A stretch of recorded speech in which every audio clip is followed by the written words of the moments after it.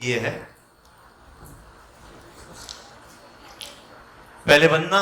हाँ बताओ, एक एक सवाल बताओ ताकि मैं एक एक का जवाब दूं।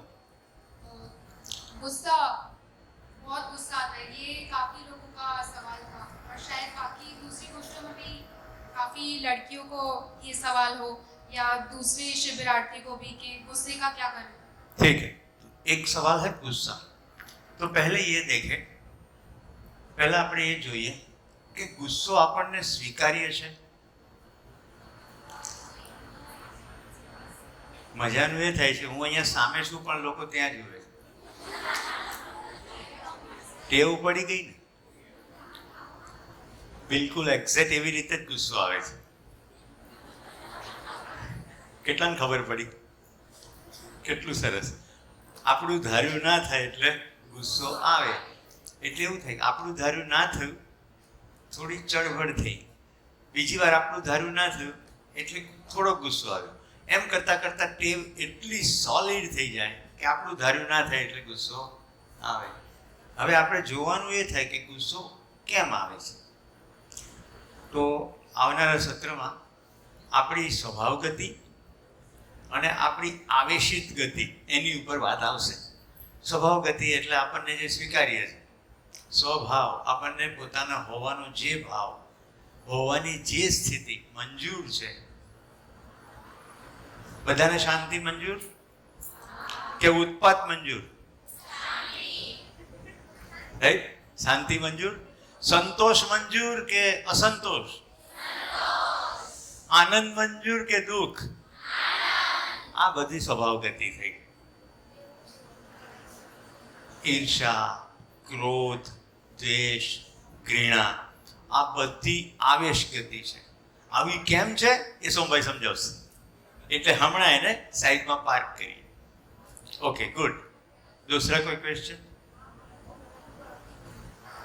कुछ लोगों को था कि वो कुछ ना कुछ उनको करने में चाहिए, मतलब वो फ्री नहीं बैठ सकते और उस चीज़ की वजह से खुद भी परेशान रहते हैं और उनके आसपास वाले भी परेशान रहते हैं और उनको ये समझ में आ गया, तो वो उसमें से निकले कैसे, क्योंकि वो हैबिट में आ गए. ठीक है, तो करके सुखी होना कि सुखी होके करना? मैं आपको इनवाइट करता हूं, फिर से इसको देखिए हाँ बोलने से पहले. करके सुखी होना कि सुखी होके करना? करके सुखी होना. कुछ करके आप खुश होंगे ये सही रहेगा कि आप इतने खुश हो कि जो भी कर रहे हो उसमें दूसरों को भी खुशी मिल रही है? फिर से बोलता हूँ, पहला, कुछ करेंगे तो मजा आएगा. આપણે કંઈક કરીએ તો મજા પડશે.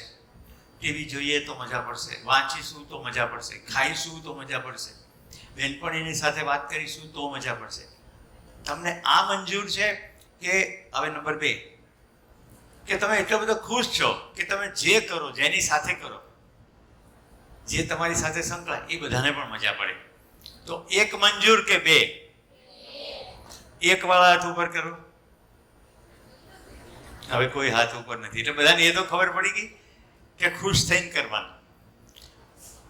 તો જો કરીને ખુશ થવાનું કંઈ પણ કરીએ તો આપણને સતત કંઈકનું કંઈક કરતા રહેવું જ પડે. કંઈક જોઈએ જ. પણ એવું રહસ્ય પકડમાં આવી જાય કે એમને મોજ પડે, એમને મોજ પડે. અને એ મોજમાંથી પછી નક્કી કરીએ શું કરવું છે અને શું નથી કરવું.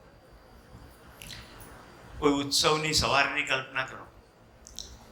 કોઈ ઉત્સવ છે, તહેવાર છે, એની સવારે તમે એકદમ ખુશ છો, પછી રંગોળી પૂરો, પછી નવા વસ્ત્રો પહેરો, પછી મીઠાઈ બધાને ખવડાવો. એ સારું છે કે સવારે પેલી છાશના પાટિયા જેવું મોઢું લઈને ઉઠો અને પરાણે મરતા મરતા રંગોળી કરો અને મોઢું ચડાવીને મહેમાનને પીરસી દો? એ સારું? પહેલું સારું છે? તો આપણને એ રહસ્ય સમજાશે કે સતત ખુશ કેવી રીતે રહેવું. Over to Sombhai. क्वेश्चन हो गया? चेतनाबेन, तुम्हारा ग्रुप में कोई क्वेश्चन? कल शीतल भाई भी थे, कमल मंगल जी भी थे, मीनू भाई डालिया भी थे. आपके ग्रुप में कोई सवाल आए हो? क्योंकि कल बात ऐसी थी कि सवाल का जवाब नहीं देंगे। शीतल भाई, हाँ शीतल भाई तक माइक पहुंचाइए।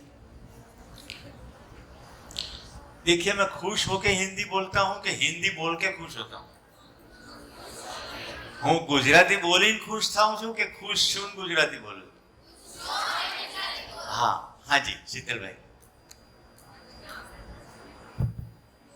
આજની ગોષ્ઠી વિષય આવ્યો કે સ્વયં પ્રતિ વિશ્વાસ, કે ભાઈ મને મારામાં વિશ્વાસ આવી ગયો તો હું બીજાના ઉપર કઈ રીતના વિશ્વાસ મૂકું, એટલે એક સામેવાળા માણસને સમજી વિચાર્યા વગર જ મારે કે બસ મૂકી દેવાનો। ખૂબ સરસ, ખૂબ સરસ।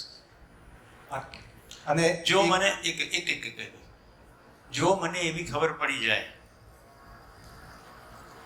કે મને આ ગમતું નથી, અને પછી મને એવી ખબર પડી જાય કે દિલીપભાઈને પણ આ ગમતું નથી, અને મને એવી ખબર પડી જાય કે દિનેશભાઈને પણ નથી ગમતું, મોટાભાઈને પણ નથી ગમતું, જીતેશભાઈને પણ નથી ગમતું, દ્રષ્ટિને નથી ગમતું, મુસ્કાનને નથી ગમતું,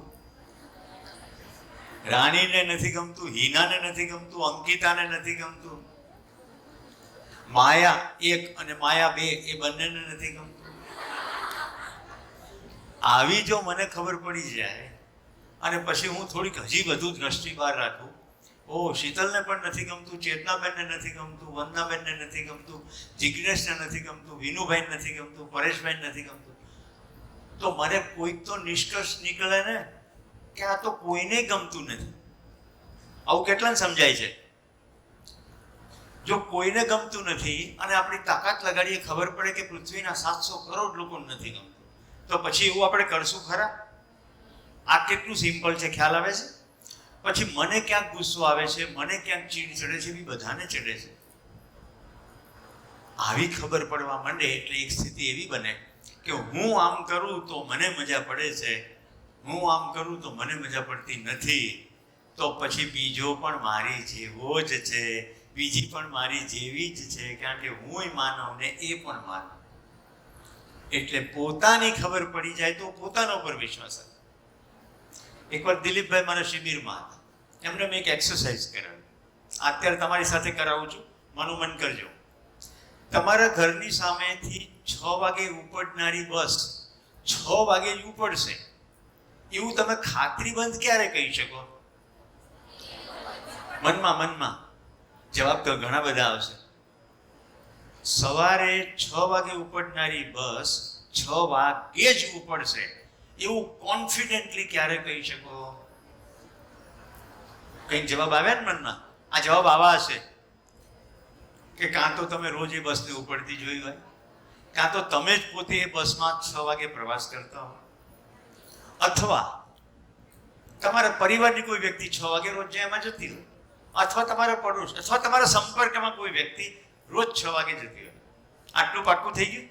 તો કાં તો તમે ડાયરેક્ટ જુઓ છો અને કાં તો તમારા પરિવારનું કોઈ 6 વાગ્યાની બસ 6 વાગે ઉપડતી જોવે છે, તો કોન્ફિડન્ટલી કહી શકે કે બસ 6 વાગે ઉપડશે। આટલું ક્લિયર? એને હું બસ કોન્ફિડન્સ કહું છું, બસ કોન્ફિડન્સ। હવે સેલ્ફ કોન્ફિડન્સ, સ્વયંમાં વિશ્વાસ કેવી રીતે આવે? હું મારી જાતને અમુક રીતે વર્તતા નિયમિત રીતે જોઉં તો હું મારી જાત વિશે એવું કહી શકું, હું આમ કરીશ। મને પહાડ ચડવાનો શોખ છે, હું છેલ્લા 35 વર્ષથી પહાડ ચડું છું, તો હું મારી જાતને પહાડ ચડતો જોઉં તો દિનેશભાઈ કાલમન કે પાલિતાણા ચડી જશો, તો હું કહીશ, વિચારું એમ કહીશ, હું એમ કહીશ ના ચડી શકીશ, કારણ કે મેં મારી જાતને પહાડ ચડતી જોઈ છે। આ સંગીતના સાહેબ મને કે હાર્મોનિયમ વગાડીશો, હું કઈ આમામ કરીશ, પણ સૂર નીકળે કે નાય નીકળે? પેલું પિક્ચર આવ્યું હતું ને, ચુંદડી ઓઢું તો ઓઢું તારી ચુંદડી, એવું એક પિક્ચર આવ્યું। તો મજાકમાં ઘણી વાર કહેતો કે નીચે એક લીટી વંચાતી નથી, એમાં એવું લખ્યું છે, ઓઢું તો ઓઢું, નહીં તો નાય ઓઢું।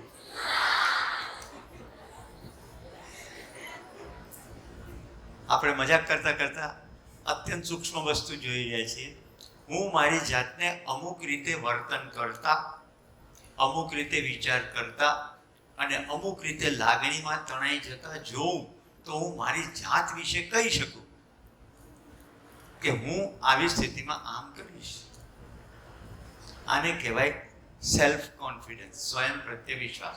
એક લીટીમાં સોમભાઈ કહેશે, હું મારા વિશે મારા આચરણની ખાતરી આપી શકું? ઠરતા નથી. સોમભાઈ પૂછે તો ફટાક કરતા હાથ ઉપર કરીને બોલવા માંડો. થોડીક વાર આમ તેમ થશે, કંઈક શબ્દો સરખા આવે નહીં આવે, એમ કરતા કરતા થઈ જશે. અહીંયા જે આત્મવિશ્વાસની વાત થઈ છે, સ્વયંને વિશ્વાસ, એ વિશ્વાસ ખાલી બોલવાનું નથી, એ તો બધું કૌશલ્ય છે, કમ્યુનિકેશન સ્કિલ, એ તો બોલવાનું કૌશલ્ય. અહીંયા તો આત્મવિશ્વાસ એવો છે કે જિંદગી સામે આવીને ઊભી રહે, સામે પ્રશ્નો આવે, એ વખતે શું મને આત્મવિશ્વાસ છે કે પહોંચી વળીશ. અમારા એક મિત્ર છે પાલનપુરમાં, એમનું નામ મુસાફિર પાલનપુર, આમ તો જાણીતા શાયર છે. એને એક સરસ કવિતા લખી છે, મત રખ મન પર ભાર મુસાફિર પહોંચ વળેંગે. પાલનપુરમાં જે મુસ્લિમ ભાઈ બહેનો રહે છે એ વસ્તીને મુમન વસ્તી કહે છે. મુમન એ લોકોની ભાષા આવી ખીચડી ભાષા છે, હિન્દી ને ગુજરાતી.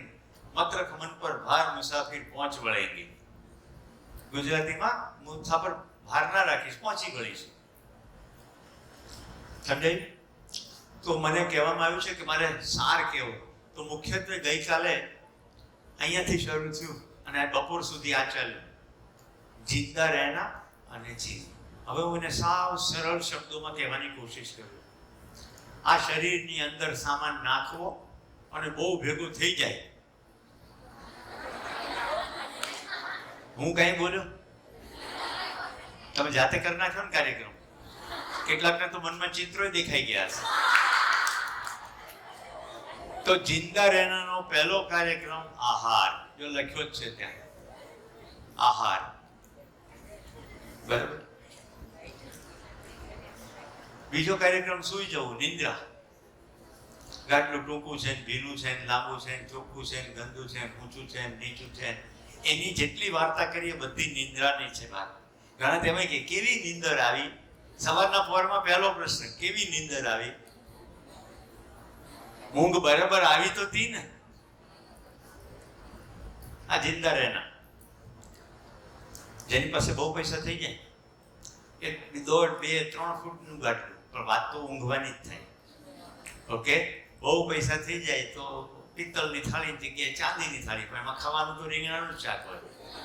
આવી જેને ખબર પડી જાય એ પછી ચાંદીની થાળી પાછળ ના દોડે. એટલે જેની પાસે બહુ બધું થઈ ગયું છે એટલે સમજણ પડી ગઈ છે એવું કહેવાય નહીં. તો જિંદા રહેનામાં આહાર ખબર પડી ગઈ, નિદ્રા ખબર પડી ગઈ. ત્રીજું છે ભય. તમે રોડ ઉપરથી જતા હો તો ખટાડો પસાર થતો હોય તો તમે ઉભા રહો છો કે એમ વિચારો છો કે આર પાર નીકળી જઈશ? ઉભા રહો છો ને? બધા ભયથી ચાલે. સાપ નીકળે કેમ્પસમાં તો શું કરો? કોઈ એક ગ્રુપમાંથી પ્રશ્ન આવે તો ભયનું શું? શિબિરમાં કદાચ આજે બપોર પછી કે કાલે આવશે, 4 જ ભય છે. મરી જવાનો ભય, પૈસા ખોવાઈ જવાનો ભય, સન્માન જતા રહેવાનો ભય, પ્રાણ ભય, પદ ભય, માન ભય, ધન ભય. 4 જ ભય, એનાથી વધારે કોઈ ભય નહીં. તો કૂતરાને તમે ગમે એટલો પાળ્યો હોય, 2 વાર દંડો મારો એટલે ભાગી જાય. ભય. આપણે શેની વાત કરીએ છીએ? જિંદા રહેના. અને પરણીએ બાળકો થાય, પ્રજનન. તો 4 પ્રવૃત્તિમાં તો પશુઓ પણ છે. હવે બીજી એક સરસ ચર્ચા એ થઈ કે પશુઓની જેવા જ લગભગ આપણા શરીરોની એવી જ પ્રવૃત્તિ છે, તો આપણામાં પશુમાં ફરક શું? હવે એ જે એરો ઉપર કેટલાક લોકોએ પ્રશ્ન પૂછ્યો હતો કે એમાં ડિફરન્સ ખ્યાલ નથી આવતો, તો એ કહું.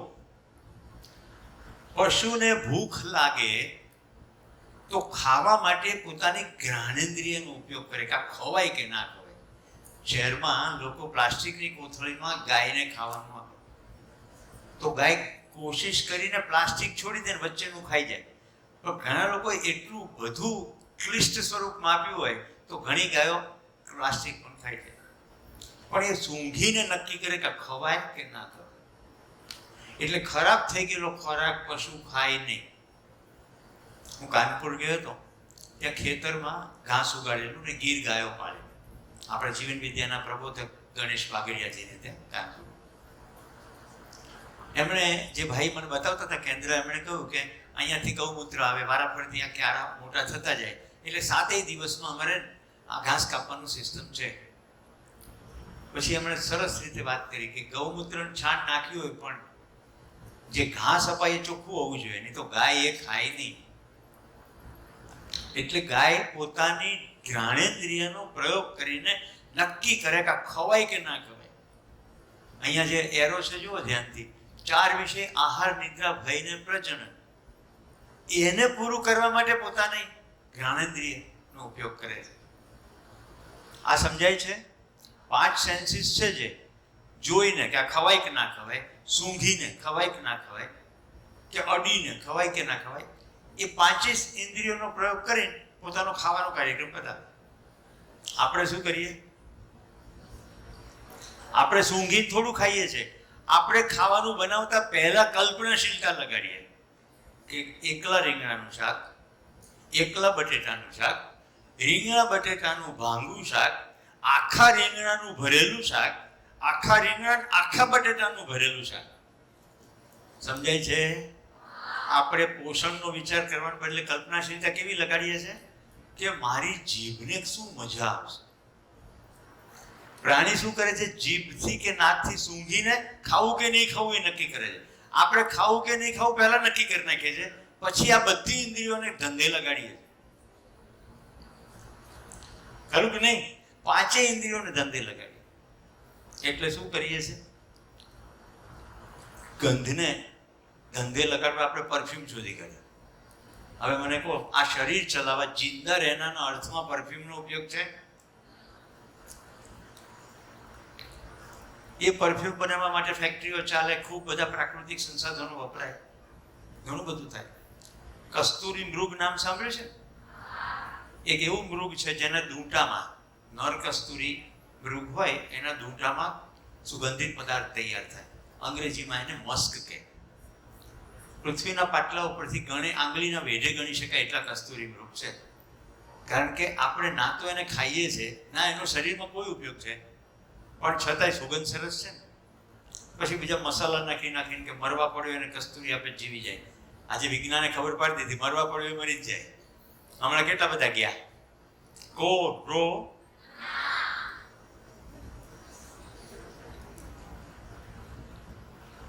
શરીરના નિયમને અનુરૂપ દવા મળે તો નિયમ પ્રમાણે શરીર કામ કરે. દવાથી શરીર સાજું થઈ જતું હોય તો કોઈ દિવસ કોઈ મરે જ નહીં. ડૉક્ટરને નિયમ ખબર પડી જાય તો એને સપોર્ટિવ કંઈક કરે. જેમ કે મને ખબર પડી ગઈ કે મારા શરીરમાં વિટામિન બીની ઉણપ છે, તો લીલા શાકભાજી વધુ ખાવા જોઈએ. હવે રોજ બ્રેડ બટર ખાતા હોઈએ તો શું થાય? હવે કોઈ એમ કહે કે લીલા શાકભાજી ખાવાથી શરીર સારું રહે. ના, શરીર તો એને નિયમથી સારું રહે. એમાં લીલા શાકભાજીનો ઉપયોગ છે. સમજાય તો હાથ ઉપર કરો. આપણે એરો જોઈ રહ્યા છીએ ડાબે બાજુમાં. તો પ્રાણીઓ છે શરીરને ટકાવવાના અર્થમાં ઇન્દ્રિયોનો ઉપયોગ કરે. માણસ ઇન્દ્રિયોનો ઉપયોગ સુખી થવા માટે કરે. તો શું ખાવું તો મને મજા પડશે, શું સૂંઘવું તો મને મજા પડશે, શું જોવું તો મને મજા પડશે, આ બધી જ ઇન્દ્રિયો પ્રયોગ. સાંજનું ટેલિવિઝન બીજું શું છે? કાન અને આંખ, એ 2 ઇન્દ્રિયોની મદદથી એક કાલ્પનિક કથા બનાવીને એમાં મજા કરવાનો પ્રયત્ન. બધા મેકઅપ કરીને ડ્રોઈંગ રૂમમાં આવીને ઝઘડે. બધી સિરિયલમાં એવું જ હોય છે ને, બધા મેકઅપ કરે, એકદમ નવા સરસ કપડાં પહેરે અને પછી મુખ્ય ખંડમાં આવીને ઝઘડે. તમને લાગે છે આવું હોય? પછી નાગમાંથી માણસ બને, માણસમાંથી નાગ બને, એવું થાય? છતાંય આખા દેશમાં મોટા પાયા કેમ જોવાય છે? કારણ કે આપણે એમાંથી સુખ શોધવાનો પ્રયત્ન કરીએ છીએ. તો હું માનું છું ડાબી બાજુનો ખ્યાલ આવી ગયો છે. હવે 2 મહત્વના શબ્દો છે, કલ્પનાશીલતા અને કર્મ સ્વતંત્રતા. ઠીક? તમને હું એક કલ્પના કરાવું છું, બધા મારી સાથે કલ્પના કરો. આ જે પાટીઓ દેખાય છે ને, હમણાં હું આમ હાથ કરીશ ને એટલે પાટિયામાંથી ઘોડો થઈ જશે. શું થઈ જશે? ઘોડો. ઘોડો કૂદતો અહીંયા આવશે તમારી વચ્ચે, એટલે તમે બધા પતંગિયા થઈ જશો. રાઈટ? આટલા બધા પતંગિયા થઈ જશે એટલે આ બધી દિવાલો ભરભર ભૂકો થઈને પડી જશે. ને તમે બધા પતંગ અહીંયા ઉડતા ઉડતા અહીંયાથી લોક ભારતી સણોસરા જશો અને ત્યાં જેવા પહોંચશો ને એટલે તમે બધા સિંહ થઈ જાવ, ખૂંખાર સિંહ ને સિંહ. આ વિચિત્ર લાગે છે. આ મેં તમને એટલા માટે કરાવ્યું કે આપણે કંઈ પણ કલ્પના કરી શકીએ. હમણાં હું નાનું દાદાને પગે લાગીશ ને એટલે મારી પર આમ હાથ કરશે ને તેમના હાથમાંથી સોનાના સિક્કા ખરશે. ઓકે, પછી સોનાના સિક્કા મારા પત્નીને આપીશ ને તો એ આમ વેરશે ને તો દરેકના ખોળામાં એક એક સિક્કો પડશે. કલ્પના કરવામાં શું જાય? હવે તમે જેની ઉપર હસો છો, આપણી કલ્પનાની અંદર પણ વાત તો આ જ છે. કાં ખાવાની વાત છે, કાં પૈસાની વાત છે. ચલો હવે બીજી પ્રકારની કલ્પના કરાવું. આજથી 25 વર્ષ પછીની વાત છે. તમે તમારા ઘરેથી વાહન લઈને નીકળ્યા અને લગભગ 8 કલાક વાહન ચલાવ્યા પછી તમે જે શહેરમાં પહોંચ્યા ત્યાં જે પહેલું ઘર દેખાણું ત્યાં જઈને તમે ટકોરા માર્યા. એટલે બહાને કોઈ લોકો આવીને કહો આવો આવો. તમે એમનું નામ જાણતા નથી પણ છતાં એમણે તમને આવકારો આપ્યો. એમણે કહ્યું કે સમય જોતા લાગે છે કે ભૂખ્યા થયા હશો અને આ ચહેરો બતાવે છે કે તમે થાક્યા હશો, તો પહેલાં જમવું છે કે પહેલાં આરામ કરવો છે. એને તમને નામ નથી પૂછ્યું, તમે ક્યાંથી આવે એવું પૂછ્યું નથી. તમારો થાકનો અહેસાસ એને થઈ ગયો છે, તમારી ભૂખનો અહેસાસ થઈ ગયો. તમે કીધું મારે જમવું છે, તમને જમાડી દીધા, પછી તમારી પથારી કરી દીધી, તમે 3-4 કલાકે ઉઠ્યા, પછી અમે એની સાથે વાતે વળગ્યા છે. તો કહે છે આપણા પૂર્વજો કેવા હતા, અહીંયા પહેલા પાકિસ્તાન હતું, તમે એ વખતે આવ્યા હોત તો અમે તમારી પાસે વિઝા માંગ્યા હોત કે તમે તો ભારતના છો. સમજાય છે કલ્પના? આ કલ્પનામાં બોર્ડર નથી, આ કલ્પનામાં મારું તારું નથી, કોઈ પારખું નથી, આ કલ્પનામાં અભાવ જ નથી. એટલે ઘરેથી ઢેબરા બાંધી જવા પડે નહીં. હવે આપણે ખાલી અહીંયાથી દક્ષિણ ભારત સુધી જઈએ. માનો વાળુકડથી નીકળ્યા પ્રવાસે, વચ્ચે જ્યાં જ્યાં ભૂખ લાગી ત્યાં ત્યાં જે ઘરો આવ્યા ત્યાં જઈને જમ્યા. બધે જમવાનું તૈયાર ના હોય તો સાથે મળીને બનાવી લીધું. જ્યાં ઊંઘવાની જરૂર પડી ત્યાં ઊંઘ્યા. ઠેઠ કન્યાકુમારી ફરીને પાછા આવ્યા. ખિસ્સામાંથી 1 પણ રૂપિયો કાઢવો પડ્યો નહીં, કારણ કે બધી જ જગ્યાએ સમૃદ્ધિનો ભાવ હતો, બધી જગ્યાએ બધું મબલક હતું. હવે તમને કોઈકને લાગે એવું કે આવી તો કલ્પના શક્ય હોય તો ખાલી ધ્યાનથી સાંભળો. પૃથ્વી ઉપર જેટલું અનાજ દર વર્ષે પાકે છે એ 4 વર્ષ સુધી અનાજ ન પાકે તો પણ દરેક માણસ ખાઈ શકે એટલું છે. દરેક વર્ષે જે પાકે છે એ 4 વર્ષ સુધી ના પાકે. એટલે સમજો કે બધાને બાજરાનો રોટલો ખાવો જેટલું બાજરો જોતો હોય 1 વર્ષ માટે, આ વર્ષે પાક્યો, પછી આવનારા 4 વર્ષ સુધી ન પાકે, કાંઈ દુષ્કાળ પડે તો પણ કોઈને કાંઈ ન કરવું પડે એટલું તો અનાજ પાકે. આ આંકડા મારા નથી, આંતરરાષ્ટ્રીય સંસ્થાઓ છે, FPO, WHO, આ બધી સંસ્થાઓ સર્વે કરીને શોધી કાઢે. આપણને અનાજને સાચવતા આવડતું નથી. અમેરિકા પોતાના ઘઉંને દરિયામાં નાખી દે છે, એવું છાપામાં તમે વાંચ્યું હશે, ભાવ કંટ્રોલ કરવા, ભાવ વધવા માટે. આપણને એમ થઈ ગઈ જ ગાંડી આવી. હરિયાણામાં અને અહીંયા ગુજરાતમાં ડીસામાં ટામેટા કાંદા રોડ ઉપર નાખીને એની પર ટ્રેક્ટર ચલાવી દે છે, કારણ કે ભાવ મળતા નથી. ખેડૂતના પ્રશ્નો એક સ્થાને છે અને બટેટા કે કાંદાનું મૂલ્ય બીજી વસ્તુ છે. કેટલાના સમજાય છે? Very good. તો કલ્પનાશીલતામાં કંઈ પણ કલ્પી શકીએ છીએ, તો આપણે એવી જ કલ્પના કેમ કરીએ છીએ બધું નકારાત્મક જ થશે? જે ભય છે ને, જે ભય, કોઈ કીધું ને ભય લાગે, એના મનમાં શું કલ્પના છે? મન બોલતા નહીં આવડે તો હવે એવી એટલે બીજી કલ્પના કરે કે હું એવું બોલીશ કે આખી સભા તાળીઓ પાડે.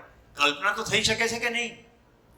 આપણી પાસે કલ્પનાશીલતાનો વૈભવ છે, એમાં સકારાત્મકતા અને આખું અસ્તિત્વ જેવું છે એને અનુરૂપ કોઈ નિયમને અનુરૂપ કલ્પના આવે તો આપણે ભેગા મળીને દિશામાં કામ કરી શકીએ. આપણે ત્યાં ચિત્રભાનુ નામના એક જૈન મુનિ થઈ ગયા.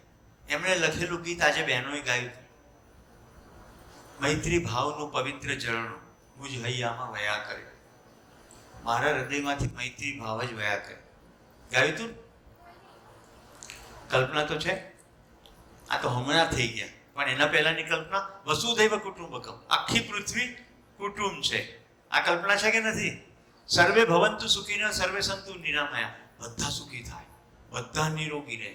આ પણ સુંદર મજાની કલ્પના છે.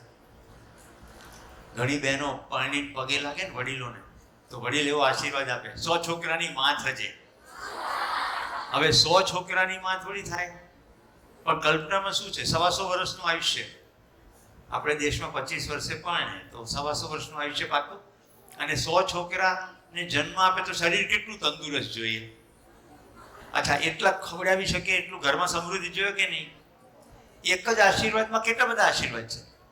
100 बच्चों की माँ होना, ऐसे आशीष जब देते हैं भैया, तो उसमें कितना सारा समाया है. તો જો અહીંયા કલ્પનાશીલતાની વાત કરવામાં આવી, તો કલ્પનાશીલતામાં શું કામ નકારાત્મક, નાનું, દુઃખનું વિચારીએ છીએ? સુખનું ના વિચારીએ. कहीं उमेदभाई बैठे ना, उमेदभाई अभी नहीं बैठे, वो जब भी उनका मन आ जाता है बैठे हैं ना, हाँ जरा पीछे बैठे, जरा हाथ ऊपर करिए. आप कभी भी इनके मुंह से ये सुनेंगे, आ चल के तुझे मैं लेके चलूं एक ऐसे गगन के तले जहां गम भी ना हो आंसू भी ना हो बस प्यार ही प्यार पले. કેટલાને ગાતા આવડે છે? ચલો મારી સાથે ગાઓ. आ चल के तुझे मैं लेके चलूं एक ऐसे गगन के तले, एक ऐसे गगन के तले जहां गम भी ना हो आंसू भी ना हो बस प्यार ही प्यार पले, बस प्यार ही प्यार पले. તો જો સમભાઈ આપણને કહ્યું હતું કે બધી બહેનો અને બધા ભાઈઓ પરસ્પર ભાઈ બહેન જેવો ભાવ રાખે તો સમાજમાં કેવું વાતાવરણ થાય? કલ્પનાશીલતાનો વૈભવ આ છે કે આપણી કલ્પના એવી કેમ નથી. બીજો મુદ્દો એમણે કહ્યું તો કર્મ સ્વતંત્રતા. તો જેવી કલ્પના છે એ પ્રમાણે કરવાની છૂટ છે કે નહીં? આ બોટલ મને આપો. કલ્પનાશીલતાથી ઘણું થઈ શકે.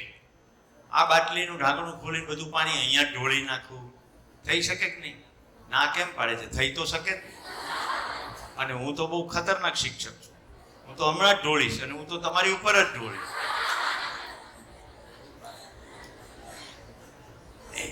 એને માની લીધું.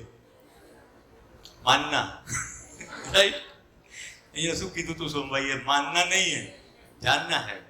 તમે જો મને શિક્ષક તરીકે જાણતા હો તો તમે એવી કલ્પના કેવી રીતે કરી શકો હું ચાલુ ક્લાસમાં તમારી ઉપર પાણી રેડું? કેટલાને સમજાઈ ગયું ઉદાહરણમાં? બહુ સરસ. તો કર્મ સ્વતંત્રતા તો છે કે હું આ પાણી ઢોળી નાખું, આ બોટલી ફેંકું, કંઈ પણ કરવા માટે સ્વતંત્રતા તો છે. હું શું કરીશ? મારી કલ્પનાને માનવા મુજબ જ કરીશ. તો મારી કલ્પનામાં સચ્ચાઈ આવે, વાસ્તવિકતા આવે, સુખની વાત આવે તો હું એ પ્રમાણે વર્તું. धन्यवाद. तो आइए भैया, फ्लोर इज योर्स. तो ऐसे हर रोज थोड़ा समरी का कार्यक्रम करेंगे. जो भी पुराने साथी है सबको मैं आमंत्रित करता हूँ. बारी बारी आप लोग करेंगे समरी. पर मेरा एक रिक्वेस्ट ये भी है, जो इस संस्था के साथ दम लगा के जुड़ना चाहते हैं वो शेयरिंग करेंगे तो बच्चों के साथ एक कनेक्ट बन जाएगा. राइट. धन्यवाद. मैं तो समर्पित हूँ ही. हाँ जी, सभी को नमस्कार.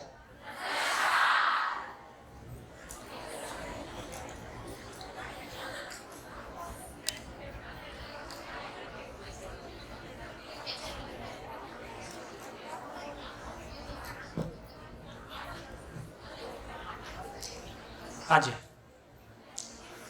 थोड़ा आगे बढ़ते हैं.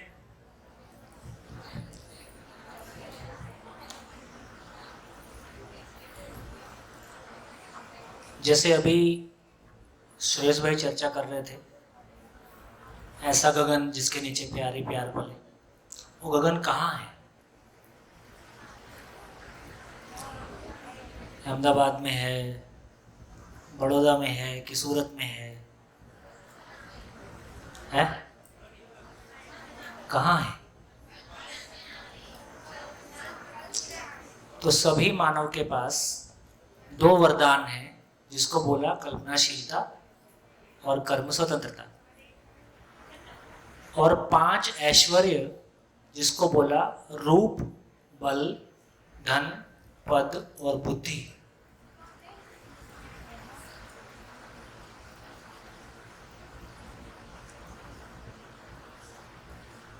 देखो, एक तो बुद्धि शब्द का प्रयोग अपन बोलचाल की भाषा में करते हैं कि इसकी बुद्धि कम है, इसकी बुद्धि ज़्यादा है, या उसको आईक्यू से ज़्यादा जोड़ते हैं।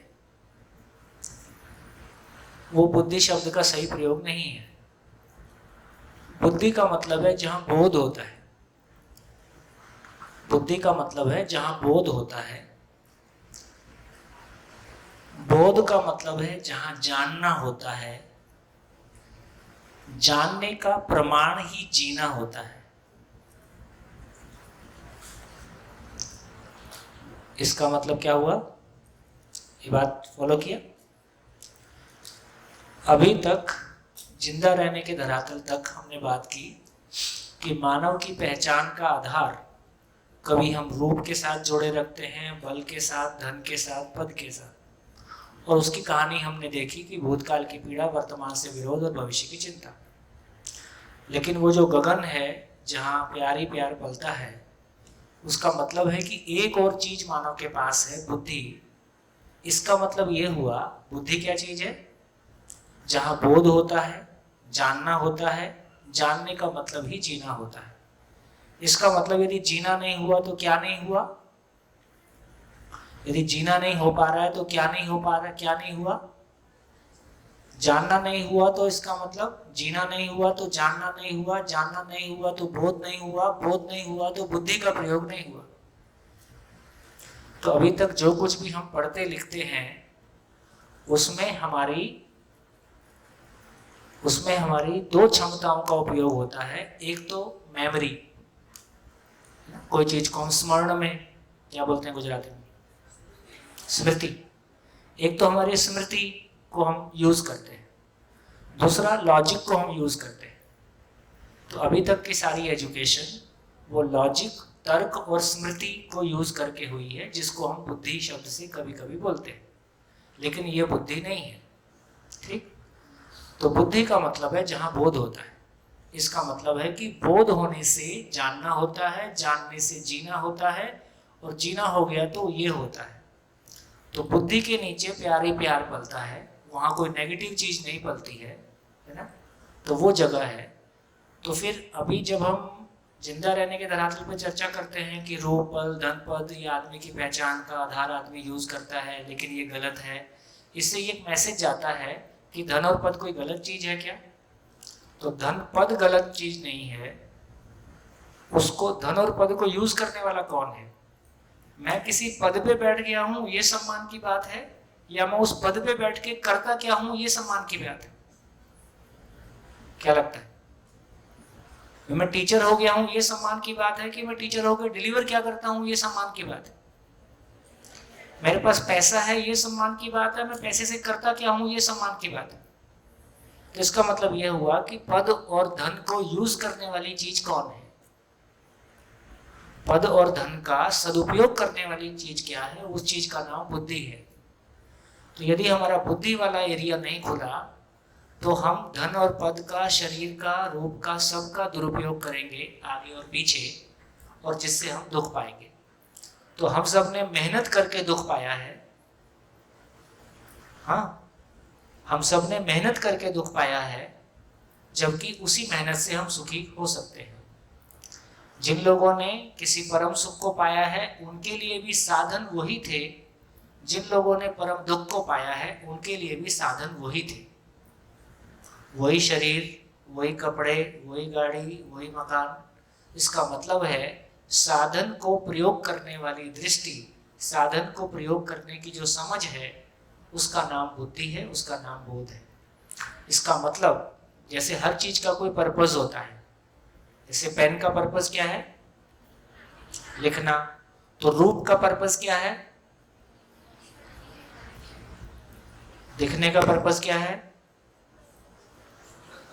रूप का पर्पस क्या है?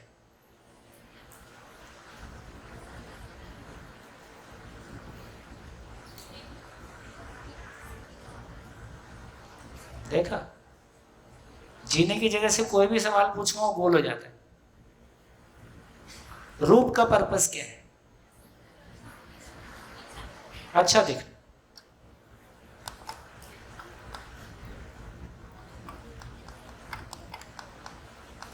आप रूप देख के पहचान लेते हो ना, जैसे हम दो रूप देख के पहचान लेते हैं, गुजराती है, ये नेपाली है, ये रशियन है, ये साउथ इंडियन है। और क्या पहचानते हैं?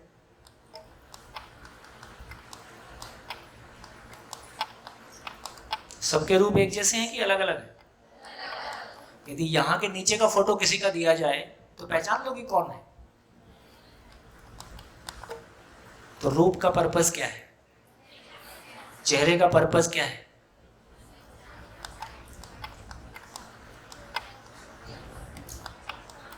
सोचने की मशीन एकदम ठप है।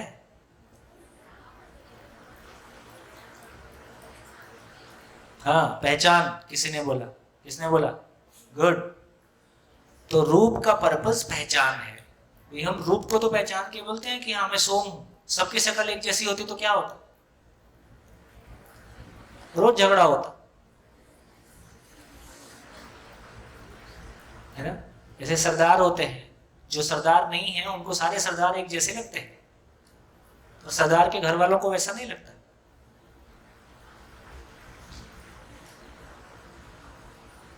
समझ में आ गया? तो रूप का पर्पस है, तो ये मेरी आईडी है। आईडी तो है, तो रूप मेरी आईडी है, मेरे को पहचानने का तरीका है, तो रूप मेरी आईडी है। बल क्या है, धन क्या है, पद क्या है, इनका पर्पस क्या है?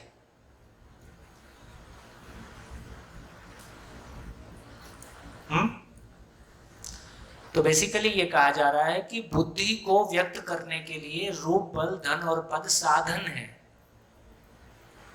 रूप, बल, धन और पद क्या है? साधन है। हम क्या मान के चल रहे हैं? धन और पद को हम साध्य मान के चल रहे हैं, लक्ष्य मान के चल रहे हैं। तो रूप, बल, धन, पद साधन है किसके लिए? बुद्धि को व्यक्त करने का, अपनी समझ को व्यक्त करने का। किसी को बहुत बड़ा पद मिल गया और उसको समझ नहीं है तो क्या करेगा? पद का सदुपयोग करेगा कि दुरुपयोग करेगा? दुरुपयोग करेगा। तो इससे हमको समझ में आता है कि कई लोग हैं जिनके पास समझ ज्यादा है, पद छोटा है। कई लोगों की समझ कम है लेकिन पद ज्यादा है। लेकिन आदमी का सम्मान किससे होता है? पद से होता है कि सही अर्थों में उसकी समझ से होता है ना। पद बड़ा हो और आदमी की समझ नहीं है तो हम सम्मान नहीं कर पाते। पद छोटा हो और वो किसी गहरी समझ के साथ हो तो भी हम उसका सम्मान कर पाते हैं। तो दोस्तों, हमको हर चीज का पर्पस पता चल जाएगा तो हर चीज अपनी जगह में आ जाएगी। या तो यदि जगह में नहीं है तो या तो उसका अधिमूल्यन होता है, ओवर इवेल्युएट करते हैं या अंडर इवेल्युएट करते हैं। सभी जगह में हम परेशान होते हैं, दूसरों को परेशान करते हैं। तो कपड़े का भी कोई पर्पस है, शक्ल का भी कोई पर्पस है, शरीर का भी कोई पर्पस है, धन का भी कोई पर्पस है। अस्तित्व में जो कुछ भी है, नेचर में जो कुछ भी है, उसके होने का कोई पर्पस है। और ये पर्पस गुजरात और दिल्ली में बदल जाएगा कि एक ही जैसा रहेगा? ये पर्पस हमेशा एक ही जैसा रहेगा, ये कभी नहीं बदलता है। वो जो पर्पस है हर चीज के होने का और मेरे होने का भी पर्पस है, उसको पहचान लेने का नाम सुख, जो कभी नहीं बदलता। तो जो चीजें कभी नहीं बदलती हैं उनको पहचानने से हमारा भाव और विचार कैसा होगा? स्थिर होगा कि अस्थिर होगा? जो चीजें कभी नहीं बदलती हैं उनको पहचानने से हमारा भाव और विचार स्थिर होगा कि अस्थिर होगा? स्थिर हो जाएगा। और जो चीजें परिवर्तनशील हैं उनमें स्थिरता ढूंढने से, है ना, हम अस्थिर रहते हैं। ये बात हमने पहले की है। तो इससे हमारी ये क्लैरिटी बनी कि रूप, बल, धन, पद और बुद्धि ये मानव के पास 5 ऐश्वर्य हैं। क्या गलती हो गई? जिंदा रहने के धरातल पर हम हाँ जी, ये क्लैरिटी बनी। क्या क्लैरिटी बनी? एक तो ये समझ में आया कि वर्तमान शिक्षा में हम क्या यूज कर रहे हैं, केवल मेमोरी, स्मृति और तर्क।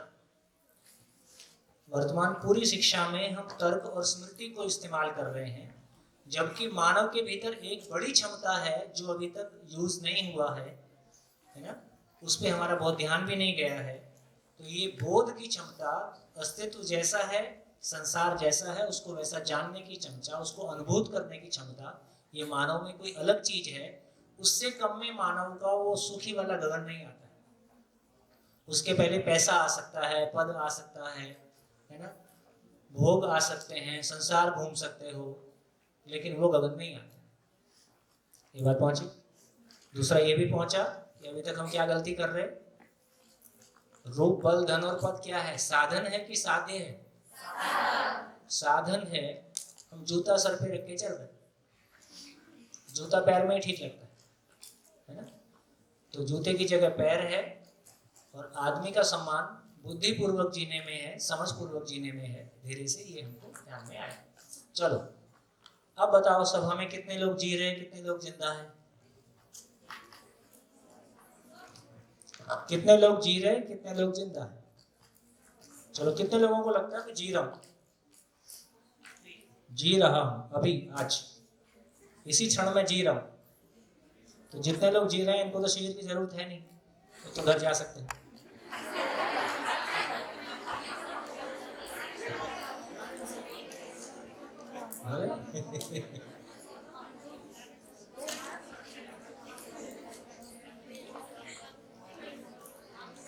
मेरा क्वेश्चन समझ में नहीं आया कि क्या हुआ? फिर से बोलता हूं, पिछला 1.5 दिन हमने लगाया है कि जिंदा रहना और जीना दो अलग अलग चीजें हैं, और जिंदा रहने का कोई सामान जीने की तरफ जाता ही नहीं। ये कितने लोगों को क्लियर हुआ? सब में हाथ उठाना ऐसा जरूरी नहीं होता, सोच समझ के उठाया था।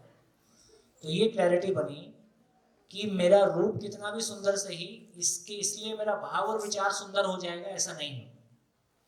मेरा पद कितना भी बड़ा सही, मेरी उम्र कितनी भी सही, इससे मेरा भाव और विचार सुंदर हो जाएंगे, इसका कोई रिलेशन नहीं है। ठीक हो गया? तो ये क्लैरिटी हमारी बनी। अब ये क्लैरिटी बनने के बाद में एक और बात समझ में आई कि यदि कोई जी रहा है तो जीना कहाँ होगा? दीवारों के साथ होगा कि अपने परिवार में होगा? तो एक परिवार जी रहा है, उसकी पहचान क्या होगी? क्या पहचान होगी? क्या है? शिकायत मुक्त, अभाव मुक्त। ये बात क्लियर होगी? तो ये मतलब हो गया कि यदि एक परिवार जी रहा है, वो कहता है कि मैं जी रहा हूं, तो इसमें ये चेक करना होगा कि परिवार में किसी रिश्ते में कोई गिला शिकवा शिकायत नहीं है और किसी वस्तु के अभाव की मानसिकता नहीं है। तो ये कहा जाए, और ऐसा परिवार क्या करेगा? चुपचाप बैठा रहेगा कि कुछ करेगा? दूसरे परिवारों के भी शिकायत मुक्त, अभाव मुक्त होने के लिए अपने योगदान को करेगा, है ना? ऐसा नेचुरली होगा। तो अब यदि मैं पूछूं कि सभा में कितने लोगों को लगता है कि हमारा परिवार जी रहा है?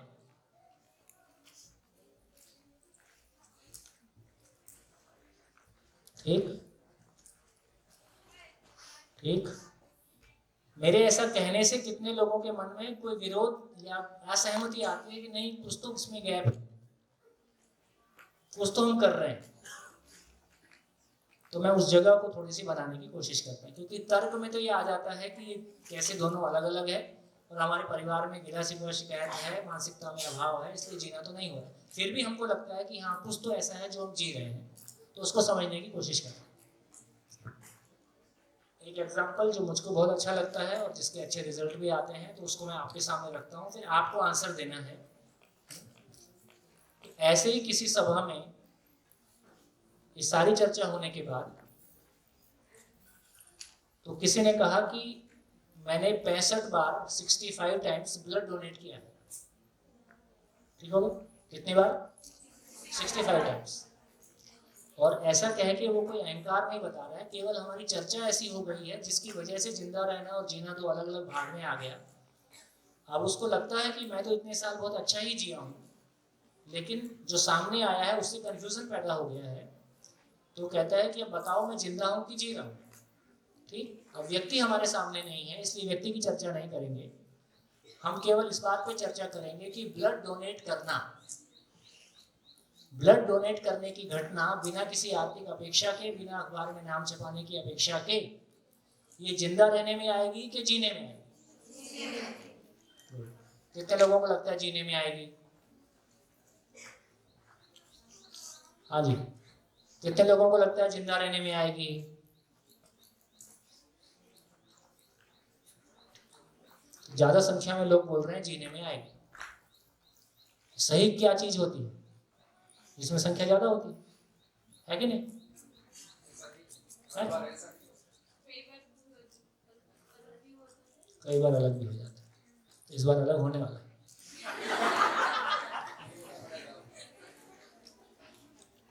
आज ये दोनों अपना अपना समझाएं। जिन्होंने कहा है कि ये जीने में आएगा वो अपना पक्ष बताएं, जिन्होंने कहा है कि वो जिंदा रहने में आएगा वो अपना पक्ष बताएं। बोलिए। माइक यही चलेगा कि बाकी भी चलेगा? चलेगा। हाँ जी, बोलिए बोलिए बोलिए बोलिए। कौन बोलेगा? बहुत लोग हाथ उठाए थे।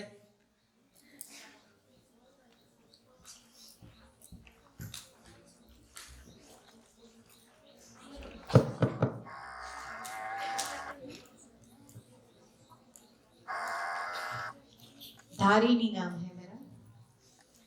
दिल से, मन से, इच्छा से अगर हम ब्लड डोनेट करते हैं तो वो जीना ही है ना। देखो, दिल मन और सबको तो अभी रख देते हैं बाजू में। हाँ, अपनी मर्जी से करते हैं। हाँ, अपनी मर्जी से करते हैं, ऑफ कोर्स, वो तो बात आपकी ठीक है। तो अपनी मर्जी से करते हैं तो जीने में आएगा, ऐसा आपको कहना है। हाँ, कितने लोग इनसे सहमत हैं? हाथ उठाइए, उठाइए, संकोच न करें। ठीक है, और कुछ, और किसी को इस पक्ष में कहना है? ब्लड इच्छा से, स्वेच्छा से ब्लड डोनेट करने की घटना जीने में आएगी, इस पक्ष में किसी और को बोलना है?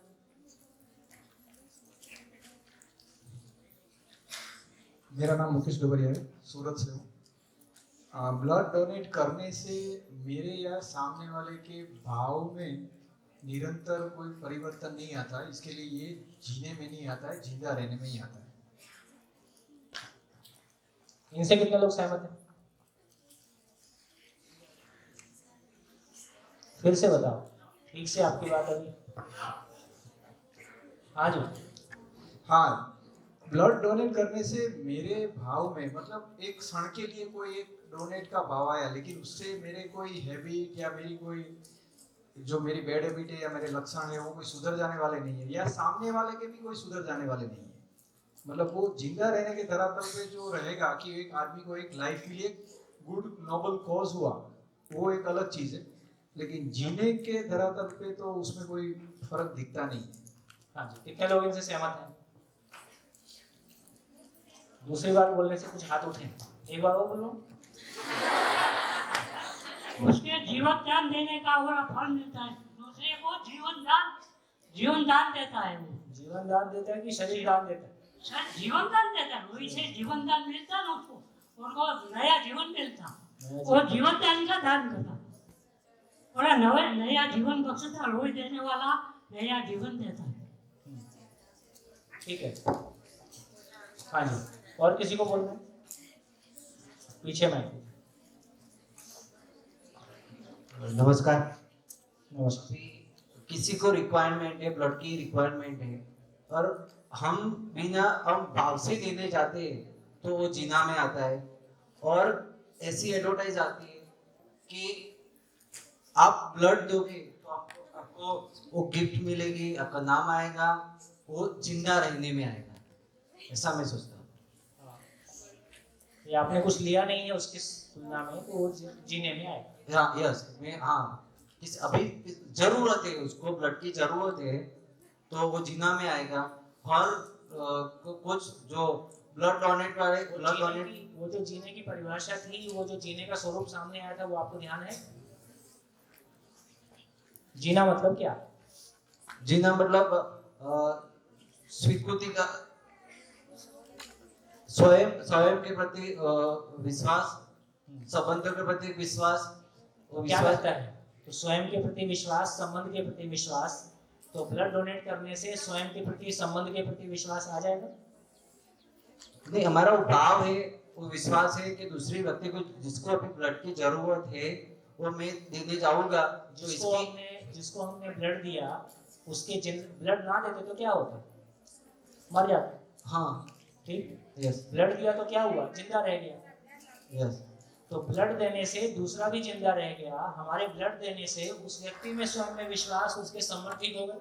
इधर ब्लड की बूंद बूंद जा रही है, उधर उसके सारे घर वाले उसके प्रति विश्वास से भरते जा रहे हैं। नहीं, मैं ऐसा नहीं सोचूंगा कि वो खुश हो ना, मेरी रिस्पॉन्सिबिलिटी मैंने अदा की। देखा, ऐसा ऐसा ऐसा जो कंफ्यूजन है, अच्छा होता है, ये कितना अच्छा है कि ब्लड डोनेट करने से जीना नहीं होता है। यदि ब्लड डोनेट करने से जीना होता तो क्या होता। तो आप बोलते सोम भाई, आप इतना सुना रहे हो, हमको भी इतने 8 दिन तक सुनना पड़ रहा है, तो आपका ब्लड ही ले लेते हैं, है ना।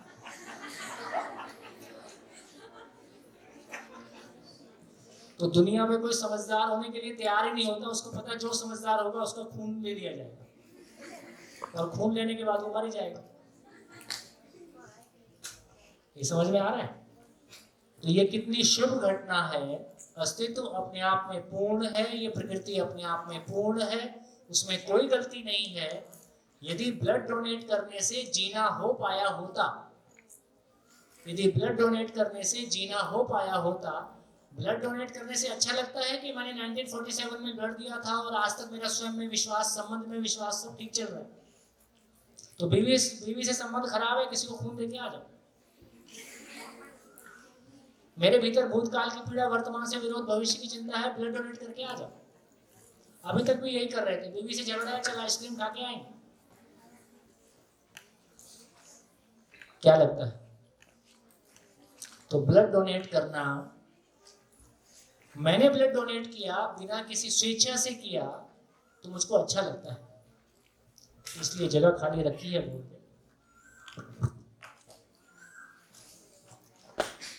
देखो, कुछ लोग हैं जिनको हम कह रहे हैं संवेदनहीन,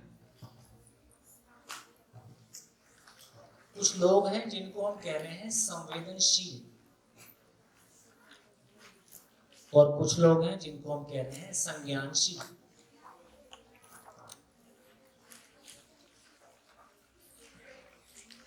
तो ब्लड डोनेट करना किस में आएगा, संवेदनशील में। संवेदनशीलता का मतलब है दूसरों के जिंदा रहने के लिए अपना तन मन धन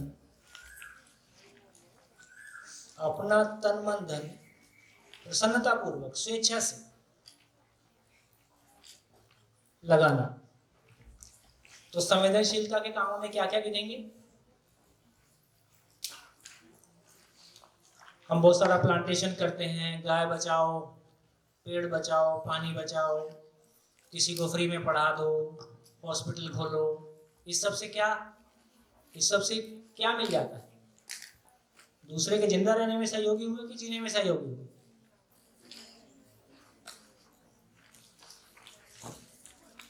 दूसरे को फ्री में पढ़ा दिए तो उसके जिंदा रहने में सहयोगी हुए कि जीने में सहयोगी हुए। जिंदा रहने में। जॉब मिलेगी, जॉब मिलने से पैसा मिलेगा।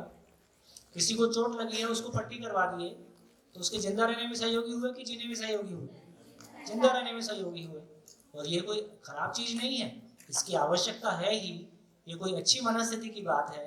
तो हमारी क्लैरिटी बनी, कोई भी व्यक्ति यदि संवेदनहीनता से ऊपर उठेगा तो संवेदनशीलता में जाएगा, संवेदनशीलता से और ऊपर उठेगा तो संज्ञानशीलता में जाएगा।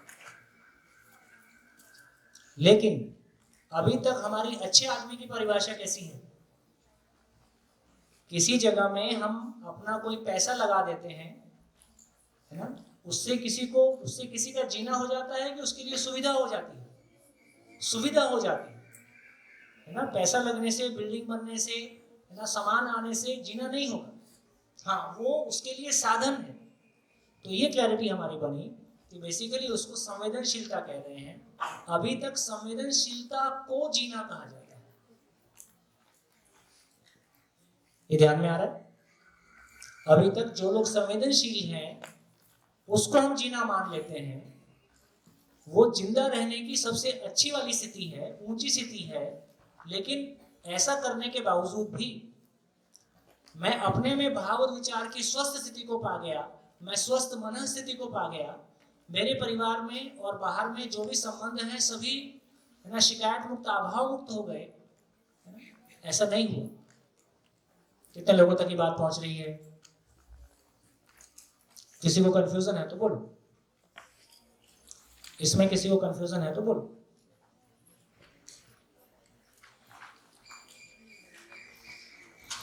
क्या समझ में आया? इस चर्चा से क्या समझ में आया?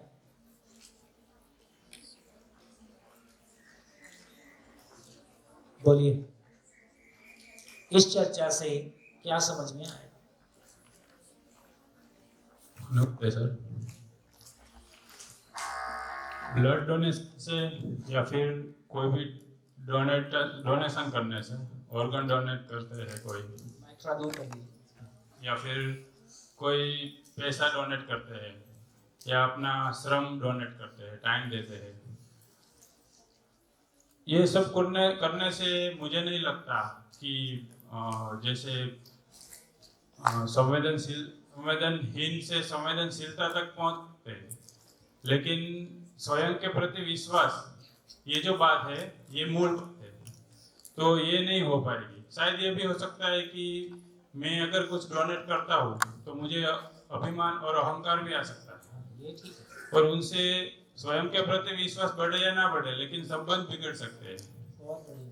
जिसको भी डोनेट किया है वो आदमी ऐसा सोचेगा कुछ टाइम तक हमारा मान भी सम्मान भी देगा, लेकिन हमारा वर्तन अगर ठीक नहीं रहेगा, हमारे भाव ठीक नहीं रहेंगे, हमारा विचार ठीक नहीं रहेगा, तो ये बिल्कुल उल्टी परिस्थिति हो जाएगी। अच्छा करने गए और बुरा हो गया। बहुत बढ़िया। बहुत सारे लोग मैंने ऐसे डोनर देखे जिनके अहंकार का कोई सीमा नहीं होता है। डोनेट कर देते हैं, फूल हार पहन लेते हैं, और 50-60 बार मैंने डोनेट कर दिया। मैंने खुद ने भी डोनेट किया है बहुत बार ब्लड। लेकिन आज ये बात समझ में आई कि डोनेट करने से हमारे संबंध, हमारी स्थिति, हमारे भाव नहीं बदल सकते। Thank you.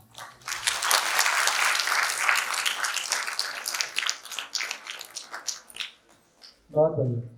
हाँ जी, कोई और बोलना चाहता है? माइक पीछे दीजिए, माइक पीछे।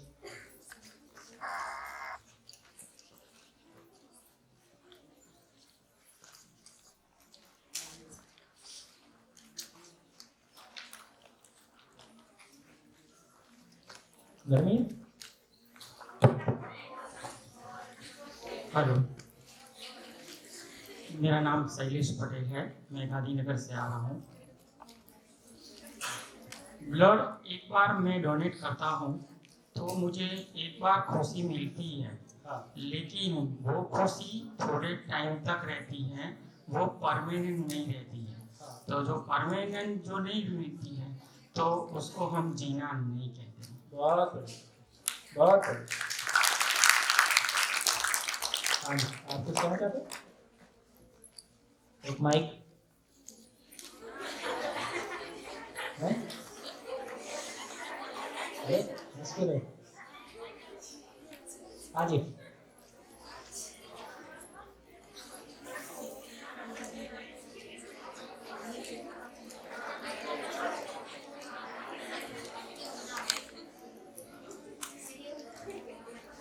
हाँ जी।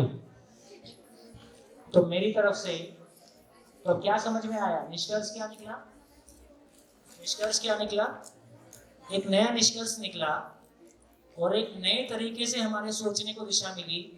हो सकता है एक व्यक्ति, हाँ जी सभी को नमस्कार, हो सकता है एक व्यक्ति शिक्षित हो, अशिक्षित हो, अमीर हो, गरीब हो, किसी भी धर्म और जाति का हो, किसी भी देश का हो, महिला हो या पुरुष हो सकता है वो अब ये 3 कैटेगरीज में आ जाएगा। या तो वो संवेदनहीन है, या वो संवेदनशील है या वो संज्ञानशील है। संज्ञानशीलता का मतलब जीना, जीने की काफी सारी अच्छी चर्चा आप लोगों से हुई है और मैं सभा को बधाई देना चाहता हूं कि इतने बड़े शिविर में जितनी क्लैरिटी के साथ जीने को लेके कम्युनिकेशन हुआ है, चर्चा हुई है, वो काफी संतोषजनक है। ठीक, ऐसा मेरा सोचना ठीक है। तो अब हमको एक नया आयाम मिला अपने बारे में सोचने का, क्या कि मैं जिंदा हूं कि मैं जी रहा हूं। दूसरा, मैं संवेदनहीन हूं कि संवेदनशील हूं। और एक आदमी जो संवेदनहीन है हमेशा संवेदनहीन होता है या किसी के लिए संवेदनशील भी होता है। जैसे पशु भी अपने बच्चों के लिए जब वो दूध पीता है तब वो संवेदनशील होता है। गाय का बच्चा जब गाय बच्चा देती है उस अपने गाय के बच्चे के पास किसी को आने नहीं देती है, ठीक है, और जब दूध पीना छोड़ देता है फिर कोई प्रॉब्लम नहीं है। तो इसका मतलब है कि संवेदनशीलता पशुओं में भी देखी जाती है। हमारे माँ बाप या हम जिनको अपना मानते हैं उनके लिए संवेदनशील हैं, बाकी के लिए संवेदनहीन हो सकते हैं। ठीक, तो एक व्यक्ति किन्हीं क्षणों में किसी के लिए संवेदनशील है, किसी के लिए संवेदनहीन है। और संवेदनशीलता का भी दो टाइप का हो सकता है। जैसे हमारे परिवार में एक दूसरे के साथ मोहवश हम संवेदनशील होते हैं। सही मायने में संवेदनशीलता की पहचान कैसी है? जो अपने खून के रिश्तों के बाहर दूसरों के जिंदा रहने के लिए तन मन धन लगा दे, ये संवेदनशीलता की सही पहचान है। और ऐसा संवेदनशील व्यक्ति संज्ञानशीलता के लिए सुपाता है।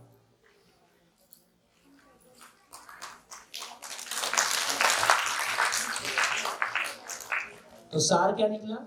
सार ये निकला कि मेरी स्वीकृति का संसार कितना छोटा है। तो किसी ने केवल खून के रिश्ते को अपना माना है, बाकी को पराया माना है। किसी ने खून के रिश्ते के बाहर दूसरे लोग भी जिंदा रह सके उसको अपना माना है, और किसी ने सभी स्वयं के प्रति विश्वास और संबंध के प्रति, जो पुरानी चीज भारत में कही गई है वसुधैव कुटुंबकम, सुना है कि नहीं? क्या मतलब होता है? विश्व एक परिवार हो जाए, ऐसी हमारी चाहना है। हमारा परिवार नहीं हो पा रहा है, उसका बंटवारा हो जाता है। तो ये चाहत हमारी सफल हो जाए तो विश्व की सबसे छोटी यूनिट मेरा परिवार है। तो मेरे परिवार में यदि मेरे को ये भरोसा जग जाए कि परिवार में हमेशा शांति रह सकती है, तो मेरे को ये भी भरोसा आ जाएगा कि विश्व में भी शांति आ सकती है। बढ़िया।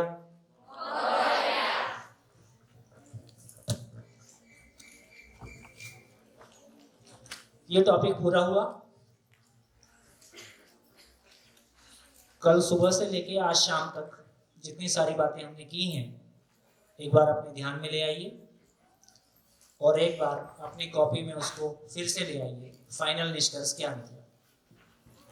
अब अगले 7 दिन 6 दिन हमको इतना ही चर्चा करना है कि जीना क्या है, उसी को समझने के लिए आगे बढ़ेंगे। तो पिछले 1.5 दिन में हमने जीना हमारी जरूरत है और जिंदा रहना जीना नहीं है, संवेदनशीलता जीना नहीं है। अभी रूटीन में जीना किसको मान रहे थे? जिसके घर और गाड़ी में एसी लग जाए वो जी रहे, ऐसा मान रहे थे। एसी लगने से भी जीना नहीं होता, वो जिंदा ही रहना है। ठीक, तो क्या जीना नहीं है और क्या जीना है, इस पे हमारी स्पष्टता बनी है, क्लैरिटी बनी है। लिख डालिए क्या समझ में आया। हेलो, हाँ जी, कितने लोगों ने लिख लिया? हाथ खड़ा करें। कितने लोग अभी लिख रहे हैं? हाथ खड़ा करें। लिख रहे हैं, लिखना चाहते हैं, लिखिए। हाँ जी, अभी लिखना हो गया? कितने लोगों को ये क्लैरिटी बनी है कि अब मैं बोर्ड पे आके समझा सकता हूँ जिंदा रहना क्या है, जीना क्या है? कितने लोगों को ऐसा लगता है? चलो अभी बोर्ड पे नहीं आना। कितने लोगों को लगता है कि मैं समझा सकता हूँ, बोर्ड पे नहीं आना? कितने लोगों को लगता है कि क्लैरिटी बन गई है, अब मैं समझा सकता हूँ कि जिंदा रहना और जीने में क्या अंतर है? ठीक से हाथ उठाओ। बोर्ड पे आके नहीं समझाना है, आपस में एक दूसरे को, हाँ, एक दूसरे को। चलो अपने बाजू वाले को बताओ, दोनों एक दूसरे को बताओ क्या समझ में आए। चाय पीना ये जिंदा रहने में आएगा कि जीने में आएगा?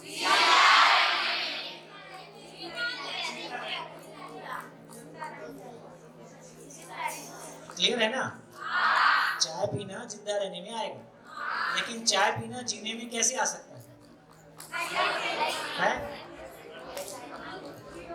हाँ जी, क्वेश्चन क्लियर है? चाय पीना जीने में कैसे आ सकता है?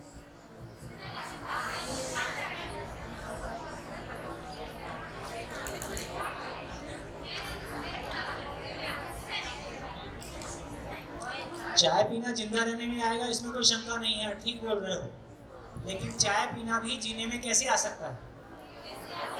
हाँ।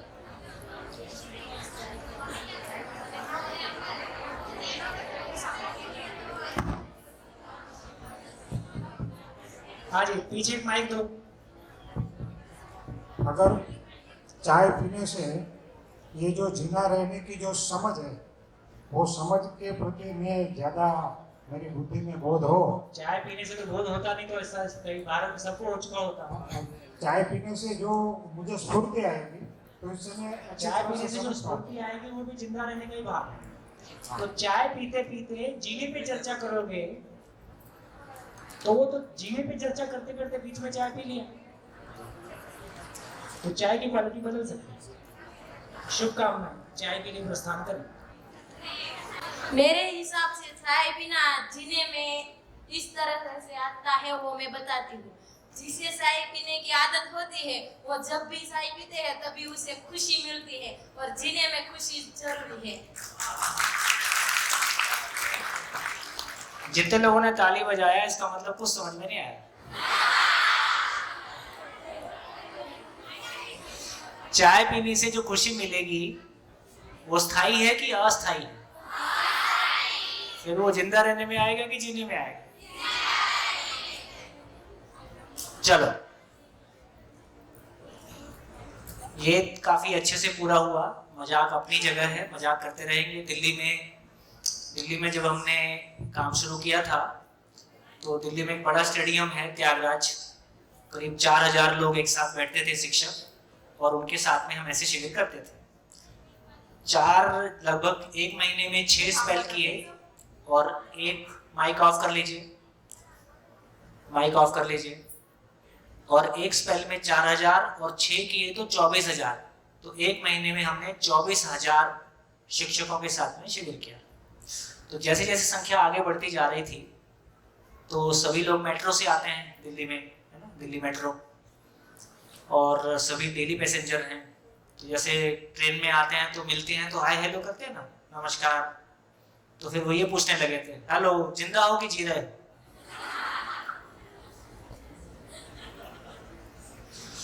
तो इस तरह से एक बार हमारा जिंदगी पे ध्यान चला जाता है, वो हर क्षण हर मोमेंट आप कुछ भी करोगे, आप घर में रह के कुछ भी करोगे तो आपका ध्यान जाएगा, ये मैं जिंदा रहने के लिए कर रहा हूँ कि जीने के लिए कर रहा हूँ।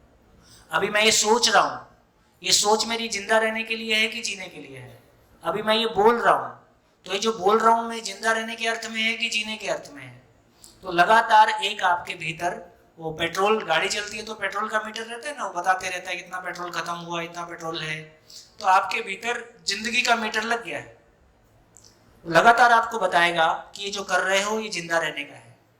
जैसे जैसे हम एक एक दिन आगे चलेंगे, जीने की खुशबू, जीने की खुशी, जीने का कॉन्फिडेंस, जीने की क्लैरिटी जैसे जैसे हमारे भीतर स्थिर होगी, वैसे वैसे लगातार मैं जो कुछ भी सोच रहा हूँ, मैं जो कुछ भी बोल रहा हूँ, मैं जो कुछ भी कर रहा हूँ, और जो कुछ भी रात में सपने भी देखता हूँ, सपने पे भी ध्यान चला जाएगा कि हाँ ये गाड़ी किधर जा रही है। तो 24 घंटे जैसे ध्यान करते हैं ना, ध्यान साधना ऐसे बोलते हैं, आधा घंटे का ध्यान जब करते हैं, ये कैसा है? ये 24 घंटे की साधना। 24 घंटे खुद ही, ऐसा नहीं कि हम बहुत कोशिश करते हैं, जितनी बात हमको पहुंच जाती है, खुद ही हमारा ध्यान अपने आप पे चला जाता है। इस सारी बात को करते हुए तो आगे जो हमको चर्चा करनी है चाय के पहले, अब चर्चा करेंगे कि ये तो समझ में आ गया कि जिसको हम जिंदा रहना मान रहे थे वो जीना, जिसको हम जीना मान रहे थे, वो जिंदा रहना है। चाहे संवेदनहीनता से जिंदा रहना है या संवेदनशीलता से जिंदा रहना है। चाहे हम बहुत पढ़े लिखे हैं, चाहे हम बहुत अनपढ़ हैं, चाहे हम अमीर हैं, चाहे हम गरीब हैं, चाहे हम बहुत बड़े पद पे हैं, इससे भी कोई फर्क नहीं पड़ता है। आपकी क्वालिटी, आपकी जीने की क्वालिटी जिंदा रहने वाली ही है। इस पे हमारा ध्यान चला जाता है तो नई निगाह से हम खुद को भी देखते हैं और दूसरों को भी देख पाते हैं। हाँ बेटा, कुछ बोलना चाह रही? माइक ऑन करके देना। संज्ञानशीलता जीने में आती है तो वो क्लियर नहीं हुआ। संज्ञानशील उसी पे बात करेंगे। अभी छोटे में बोले तो जीना मतलब संज्ञानशीलता। जीना का मतलब है स्वयं में विश्वास की निरंतरता बनी रहे, अपने भाव और विचार में कोई उथल पुथल नहीं हो, हिलन डुलन नहीं हो, अपने भीतर किसी तरह का भय, अभाव, हर चीज का सॉल्यूशन हमारे पास हो, है ना। अब मेरी खुशी मेरे पास बनी हुई है, वो किसी बाहर किसी दूसरी चीज पे मोहताज नहीं है, दूसरी चीज पे निर्भर नहीं। और आगे इसी की चर्चा करेंगे। तो फाइनली अब हम लिख सकते हैं, अब हमको एक ही काम करना है अगले 6 दिन कि ये जीना क्या है, संज्ञानशीलता क्या है। जीना क्या है मतलब संज्ञानशीलता क्या है, जीना क्या है। तो चर्चा में हमने ये लाया था कि जीने का मतलब विश्वास पूर्वक जीना।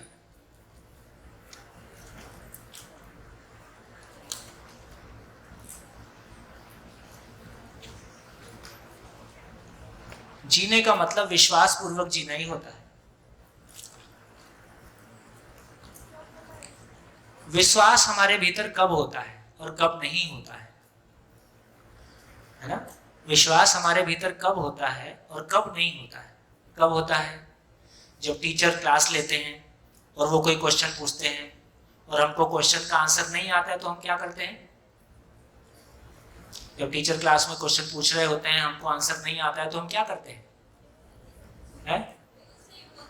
किसी की कमर के पीछे अपनी गर्दन छुपा लेते हैं। टीचर हमको देख मत ले, कि हमसे पूछ देगा तो फिर क्लास में बेइज्जती खराब हो जाएगी।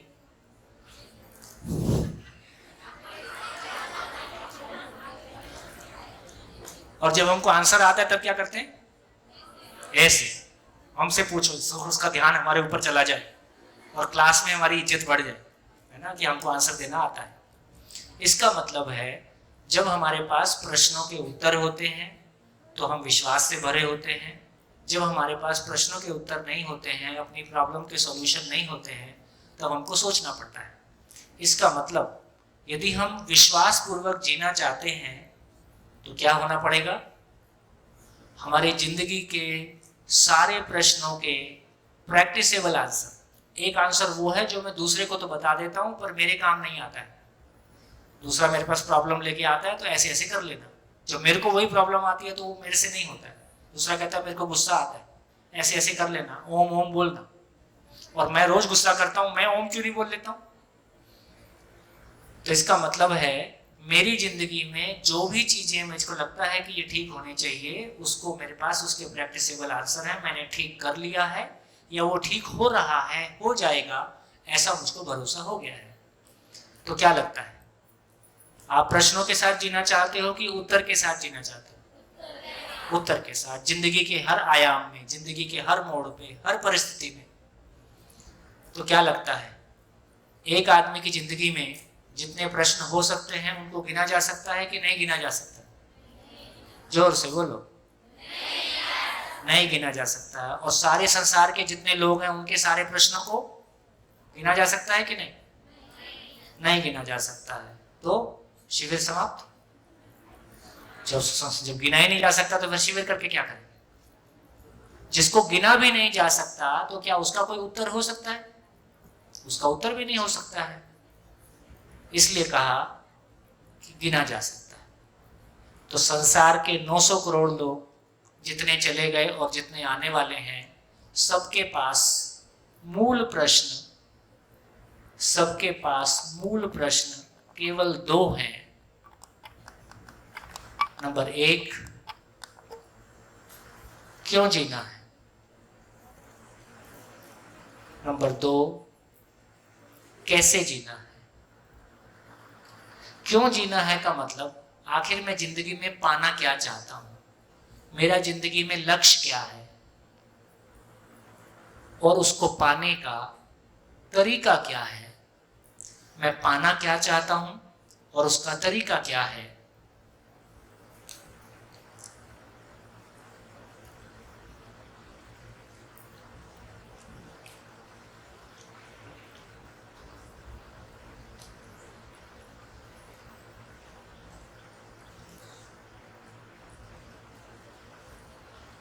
आगे चले। देखो, कभी हमने माना कि मेरे को सीए बनना है, कभी हमने माना कि इंजीनियर बनना है, लेकिन वो बनने के बाद पता चला कि कुछ और शेष है। इसका मतलब वो लक्ष्य था या कुछ और था, है ना। इसका मतलब वो लक्ष्य का मतलब है, पाने का मतलब है मैं ऐसी क्या चीज पाना चाहता हूँ जिसको पाने के बाद और कुछ पाना शेष ना हो, मेरे को लगे कि हाँ जो मैं पाना चाहता था वो हो गया। अभी जो मैं पाना चाहता हूँ जब तक नहीं मिला तब तक लगता है कि पाना है, और जब पा लिया उसके बाद लगता है कि कुछ और पाना है। ऐसी स्थिति बनी रहती है। चलिए उस पर चर्चा करेंगे, लेकिन अभी मैंने आपसे पूछा कि एक आदमी की जिंदगी में कितने प्रश्न हो सकते हैं, तो आपने क्या बोला? बहुत सारे, अनंत प्रश्न हो सकते हैं। आपने कहा अनंत प्रश्न हो सकते हैं, जिसको गिना नहीं जा सकता उसका नाम अनंत है। अनंत प्रश्न हो सकते हैं, ऐसा आपने कहा। मैंने आपके सामने प्रस्ताव रखा कि पूरे मानव जाति के पास 2 ही प्रश्न हैं, क्यों जीना है और कैसे जीना है। तो पहले ये चेक कर लेते हैं कि कोई तीसरा प्रश्न है तो नहीं, है ना। तो आप सब मिल के कोशिश करो, कोई तीसरा प्रश्न हो तो बताओ। आप तो अनंत बोल रहे थे ना, गिना नहीं जा सकता। हाँ जी, हाँ जी, माइक दीजिए। हो गया, ऑन करके दीजिए।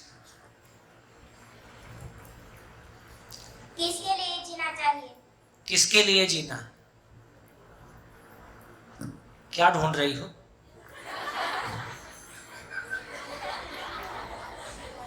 घर वाले कहाँ हैं? घर में कौन कौन है? माइक लो। तुम्हारे क्वेश्चन को समझने के लिए कुछ क्वेश्चन पूछ रहा हूं। जैसे किसके लिए जीना है, तो किसके लिए में 2 बातें हो सकती हैं। या तो हम आदमी के रूप में पूछ रहे हैं कि किसके लिए किसके साथ जीना है, या फिर क्यों जीना है। तो तुम्हारा क्वेश्चन कौन सा वाला है? माता पिता के लिए, वो तो घर में है ही है, फिर पूछने की क्या बात है। तो इसका मतलब है कि उनके साथ जीने में मजा नहीं आ रहा है। मजा तो आ रहा है, फिर क्यों पूछ रहे? उनके लिए भी जी सकते हैं ना हम। उनके लिए भी जी सकते हैं, हाँ। बिल्कुल जी सकते हैं।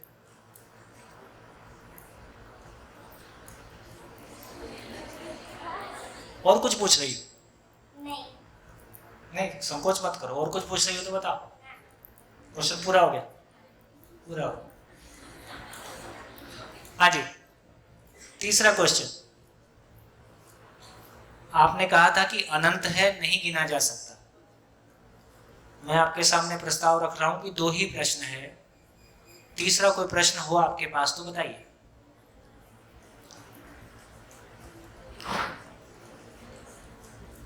हाँ जी, तीसरा प्रश्न। वो सभी लोग जो पहली बार शिविर में आए हैं, बाहर से आए हैं, सभी कोशिश कर सकते हैं। हाँ जी, माइक दीजिए। पीछे खड़े हो जाएं तो आपको माइक दें।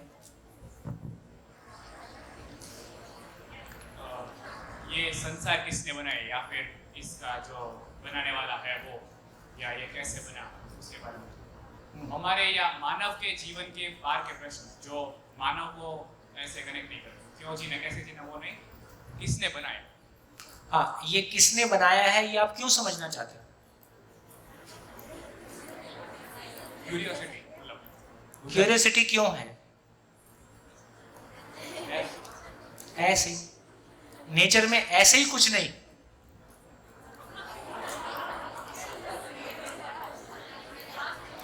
पकड़े रखो, माइक पकड़े रखो। जीवन को बेहतर समझने के लिए, कुल मिला के जीने के लिए। ठीक हो गया? अभी रुक जाओ, जल्दी क्या। तो तो इसका मतलब ये हुआ कि चाहे मैं ये कहूं कि सृष्टि को किसने बनाया, मैं सृष्टि को किसने बनाया इसको समझना चाहता हूं ताकि मेरा जीना आसान हो जाए। क्योंकि मैं जब जीना चाहता हूं तो सृष्टि के साथ भी जीता हूं, पेड़ पौधे के साथ में जीता हूं, पशु पक्षी के साथ में जीता हूं। और ये मेरे, यदि मैं इस संसार में आया हूं तो मैं भी बना हूं, सृष्टि भी बनी है। इसके पीछे बनाने वाला कौन है, किसने इसको बनाया, यदि वो समझ में आ जाए तो इसके पीछे जो मेरी जानने का जो मेरी क्वेस्ट है, जानना चाहता हूं। देखिए सूत्र है जानना ही जीना है, जानना ही जीना है। जीने का मतलब भाव और विचार।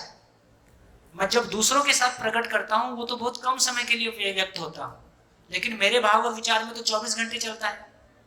यदि मेरे भाव विचार में 24 घंटे चलता है और ये क्वेश्चन चल रहा है कि आखिर ये सृष्टि कैसे बनी, तो आखिर ये सृष्टि कैसे बनी यदि मुझको पता नहीं है तो मेरे भाव और विचार में निश्चितता रहेगी कि अनिश्चितता रहेगी? प्रश्न होगा कि उत्तर होगा? प्रश्न होगा। और प्रश्नों के साथ जीना होता है कि उत्तर के साथ जीना होता है? तो ये जानना मेरे लिए जीना है। अगर ऐसे देखा जाए तो ये कैसे जीना, क्यों जीना के सिवाय के कोई भी सवाल है, जैसे कि ये रूम का लेंथ क्या है या फिर कोई भी सवाल है, तो उसका एक ही रीजन हुआ क्यूरियोसिटी, और उसका एक ही रीजन नहीं, क्यूरियोसिटी नहीं। यदि रूम की लेंथ का सवाल है तो रूम की लेंथ में इसलिए देखना चाहता हूँ कि भाई हम 600 आदमी बैठने वाले हैं, इसमें बैठ पाएंगे कि नहीं बैठ पाएंगे? हाँ, तो वही क्यूरियोसिटी हुई ना। क्यूरियोसिटी नहीं है, क्यूरियोसिटी केवल इतने ही नहीं है। कुछ चीजें हैं जो क्यूरियोसिटी के लेवल पे मुझको स्टेबिलिटी देते हैं, कुछ हैं जो एक्शन के लेवल पे स्टेबिलिटी देते हैं।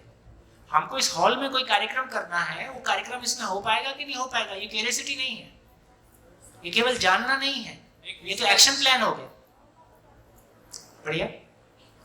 हाँ जी, तीसरा क्वेश्चन, क्यों जीना है, कैसे जीना है के अलावा कोई तीसरा क्वेश्चन हो तो बताइए। अगर पूरे विश्व में व्यवस्था है, माइक, पूरे विश्व में व्यवस्था है ऊपर, तो ऊपर और नीचे भी, मानव को छोड़कर, तो विभिन्नता क्यों है? और ये अलग अलग स्टेजेस में सब लोग क्यों होते हैं? एक ही स्टेज पे सब लोग क्यों नहीं पहुंच जाते हैं? ऐसे डिफरेंस अलग अलग स्टेजेस क्यों है? हाँ जी, पूरी सभा से एक तो ये कहना चाहता हूं कि जब कोई क्वेश्चन पूछ रहा है, पूरी सभा एक साथ सुन पा रही है मेरे को, तो इसका मतलब ये हुआ कि जब कोई क्वेश्चन मेरे से पूछ रहा है तो आपको क्या लगता है कि मेरे से पूछ रहा है कि आपसे भी पूछ रहा है? सभी से पूछ रहे हैं। इसलिए जब भी कोई क्वेश्चन करता है तो पूरी सभा उसको ये सोच के सुने कि क्या उसका उत्तर मैं दे सकता हूँ, मैं इसके बारे में क्या सोचता हूँ, ये क्वेश्चन मेरे को क्यों नहीं आया, मेरी सोचने की मशीन बंद है क्या? ऐसा भी सोच सकते हैं। फिर से बोलिए। अगर व्यवस्था है सभी जगह ऊपर नीचे, तो मानव को छोड़कर, हाँ, तो विभिन्नता क्यों है? किसमें विभिन्नता है? हर जगह अभी हर मानव की ये जो खोज है वो अलग अलग स्टेजेस में, मानव भी अलग अलग स्टेजेस में, रियलाइजेशन के स्टेजेस में है। तो ऐसे क्यों है? अगर सारा कुछ मानव ऐसे सभी सेल्फ रियलाइजेशन स्टेज या जीना कैसा है और वो जी भी रहा है, सारे लोग समझो, तो स्टेबिलिटी आ जाएगी या उसमें भी डिफरेंशियलिटी रहेगी? विभिन्नता क्यों बनी रहती है, उसका कारण क्या है? जैसे पानी एक जगह ज़्यादा है और एक जगह कम है तो वो फ्लो हो जाता है, ताकि उसका इंटेंशन यही है कि सेम लेवल में बना रहे। ये प्रिंसिपल्स देख रहे हैं हम लोग, लॉज, नियम की तरह। तो वैसे ही मानव ही ऐसा है जिसको मस्तिष्क है, सोचने की क्षमता है और जीने की तरफ या खोज है। क्यूरियोसिटी भी, उनका जो प्रश्न था भाई का, वो भी वैसे ही है। क्यूरियोसिटी मस्तिष्क की वजह से आई है, उसकी जो खोज है अनंत के प्रश्नों के एक के आंसर पाने की, या ये आंसर क्या है वो दिमाग में आता है। जैसे मेरे शुरुआत में 3 प्रश्न आते थे कि सबसे छोटी चीज़ क्या है। साइंस का स्टूडेंट हो इसलिए स्कूलों में पढ़ाया तो जाता है कि एटम है, अणु, उसके अंदर प्रोटॉन, न्यूट्रॉन, इलेक्ट्रॉन है, बट फाइन ये तो हमने माना है, उसके नीचे भी और कुछ जा सकते हैं। जैसे फिजिक्स में एक एक्सपेरिमेंट हुआ था जिसमें मेजॉन्स वगैरह भी आइडेंटिफाई किए, लेकिन वो कुछ क्षण के लिए होते हैं और फिर निकल जाते हैं। वैसे ही सबसे बड़ी चीज़ क्या है? ब्रह्मांड हम बोलते हैं जहाँ तक हम लोग गए हैं उधर तक ही सीमा पता है, लेकिन और भी आगे कुछ है। तो ये प्रश्न का उत्तर अभी तक मुझे ठीक ठाक मिला नहीं है। और वो कहीं ना कहीं इन्फिनिटी करके छोड़ देते हैं और उसको बोलते हैं कि कभी कभी आध्यात्मिक अगर हम पढ़ने जाते हैं तो बोलते हैं कि अगर आप खुद को अंदर से जान लो तो कहाँ तक फैला हुआ है उसका आंसर पता चल जाएगा। ऐसे पजलिंग रिडल जैसे छोड़ देते हैं उसमें, फिर हम लोग आगे जा नहीं पाते, उसी में इन्फिनिटी में घूमते रहते हैं। और तीसरा प्रश्न ये था कि समझो हम पंच महाभूतों से शरीर बना है, तो आज तक मानव सेल्फ क्रिएशन रिप्रोडक्शन के जरिए है दूसरे मानव को बनाता है। कोशिश आर्टिफिशियल इंटेलिजेंस के थ्रू ये हुई है कि मानव के जैसे कोई सोचने वाला मशीन बनाए, लेकिन अब तक वो बन नहीं पाई है। फजी लॉजिक, AI वगैरह करके कोशिश जारी है, लेकिन जन्म के दौरान क्या आ जाता है उसमें जिससे वो पंच महाभूतों से बना हुआ शरीर जी उठता है, और मृत्यु के दरमियान होने के बाद क्या चला जाता है उसमें से जिससे वो पंच महाभूत का शरीर तो है लेकिन वो अभी सोचने की प्रक्रिया भूल के चुका है। तो ये 3 प्रश्न मेरे हमेशा से रहे हैं और विभिन्नता अभी उसमें जुड़ गया है। बहुत बढ़िया, बहुत बढ़िया। देखिए, सबको ध्यान, विशेष रूप से हमारे स्टूडेंट्स को ध्यान दिलाना चाहता हूँ। देखो, जैसे अभी इन्होंने अपनी बात कही, पशु और आदमी में क्या फर्क है? पशु और आदमी में क्या फर्क है? मानव में सोचने की क्षमता है, इतना ही फर्क है। मानव में सोचने समझने की क्षमता है, बाकी तो हमने देखा कि इंद्रियां और 4 विषय तो उधर भी ऐसे ही है। तो हम में सोचने समझने की क्षमता कैसे आगे बढ़ती है? तो ये जो समूह है, आज ये समूह ऐसा है जिसमें कि हम जीने को लेकर चर्चा कर रहे हैं, जिंदा रहने की कोई चर्चा इसमें हम ज्यादा नहीं कर रहे। तो एक व्यक्ति जब अपने प्रश्न कहता है, जब अपने सोचने की प्रक्रिया को बताता है, तो वो जब मैं उसको सुन रहा होता हूँ तो मेरे सोचने की प्रक्रिया भी उसमें प्रतिबिंबित हो रही होती है कि मैं कैसे सोचता हूँ, है ना। तो किसी भी मानव जाति का आगे बढ़ने का इतना ही मतलब है, आपने पहले भी कहा था कि हम भाषा के रूप में लिख देते हैं, आने वाले लोग उसको पढ़ लेते हैं, है ना। तो ऐसे बहुत सारे लोग हमारे बीच में होते हैं जो एक गति से आगे चल रहे होते हैं। जैसे यदि आपने कॉम्पिटिटिव एग्जाम ग्रेजुएशन वाले कुछ लोग यदि करते होंगे तो एक बुक आती है, मनोरमा बोल के एक बुक आती थी, Manorama year book. Competitive exam के लिए जो लोग तैयारी करते हैं उसमें बहुत सारा सूचना पढ़ते हैं। उसमें एरिस्टोटल से लेके, अरस्तु से लेके जितने भी अब तक के ऐसे लोग हुए हैं जिन्होंने किसी भी क्षेत्र में एक्स्ट्रा ऑर्डिनरी काम किया है, चाहे वो खेल है, चाहे वो रिसर्च है, चाहे वो संगीत है, चाहे वो म्यूजिक है, चाहे वो राजनीति है, चाहे वो धर्म है, चाहे वो अध्यात्म है, ऐसे लोगों की सारी लिस्ट बनाते हैं तो उनकी संख्या 400-500 आती है टोटल। तो यदि एक दूसरी भाषा में कहा जाए तो ये 400-500 लोग वो थे जो मानव को आदिम जाति से निकाल के और यहाँ तक लेके आए। ये एटम जिसको हम पढ़ते हैं, हमने आपने थोड़ी देखा, कुछ लोगों ने मेहनत की, उन्होंने देखा। हम सब उस एटम को पढ़ते हैं, एटम के बारे में बात करते हैं, ठीक। तो इसका मतलब ये हुआ कि ऐसी सभाओं की खूबसूरती ये है कि चुन चुन के ऐसे लोग कहाँ कहाँ से पहुंच जाते हैं जो उस तरह से जिंदगी के बारे में सोच रहे होते हैं। ऐसे लोगों को सुनने से, ऐसे लोगों को देखने से, उनके साथ मिलने से हमारा भी सोचने का क्रम यदि अकेले में रहते तो शायद उतना आगे नहीं बढ़ता। देखो, वो लोग जिंदगी में ज्यादा आगे बढ़े जो जगह जगह जिनका एक्सपोजर हुआ। गुजरात आगे कैसे बढ़ा? गुजरात की जमीन फर्टाइल नहीं थी, यहाँ पे रोजगार नहीं था, तो हजारों लोग देश छोड़ के बाहर निकल गए, विदेश गए तो वहाँ के देशों को देखा, उनके काम करने के तरीकों को देखा, जहाँ जहाँ से जो अच्छा मिला उसको अपने यहाँ ले आए। तो जब हम बाहर जाते हैं तो उनको पता चलता है कि हाँ, हमसे भी अच्छा कोई काम कर रहा है, किसी भी क्षेत्र में हो। तो मेरे को ये लगता है कि हमारी 7 दिन की 6 दिन की सभा और बची है। हमारी सभा में बहुत सारे मित्र बाहर से आए हैं, वो बहुत सारी अपनी किसी बात को शेयर करते हैं। आप सभी विद्यार्थियों के लिए ये बहुत अच्छा मौका है अपनी फीलिंग्स को शेयर करने का भी, दूसरी फीलिंग्स को सुनने का। कैसा रहेगा, है ना। और देखो, आपको ये प्रूव करना है कि हम किसी बहुत एक ग्रामीण अंचल में, जहाँ हम बहुत कहीं बाहर नहीं जा रहे हैं, लेकिन हमारी सोचने की क्षमता में कोई कमी नहीं है। एक से एक महापुरुष और महान लोग बिल्कुल किसी कोने के गांव में पैदा हुए और उन्होंने विश्व में अपने ज्ञान का डंका बजाया, अपनी समझ का परचम लहराया। तो इसका मतलब है कोई भी मानव कहीं भी पैदा हुआ है, उसके पीछे की जर्नी क्या है हमको नहीं पता, लेकिन असीम संभावनाएं सभी के साथ होती हैं। आप में से भी अधिकांश लोगों को नहीं पता कि आपके भीतर क्या क्या क्षमताएं छुपी हुई हैं, हमको भी नहीं पता। लेकिन ऐसे किसी माहौल में वो क्षमताएं व्यक्त होना शुरू हो जाती हैं, हमको अपने आप पे भरोसा होता है, हमारे साथ के लोगों को भी हम पे भरोसा होता है, अच्छा ये आदमी ऐसा सोचता है, हमको तो पता ही नहीं था। आपका कोई दोस्त ऐसा सोचता है, ये आपको रूटीन क्लास में पता नहीं चलेगा, इस हॉल में आपको पता चलेगा कि आपका कोई दोस्त ऐसा भी सोचता है। हाँ बेटा,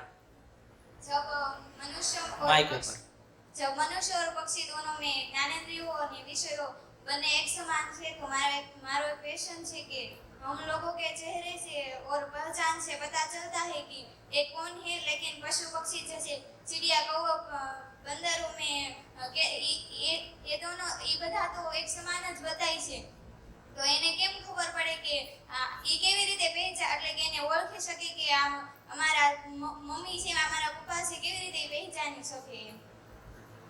मैं समझू छू। ओके,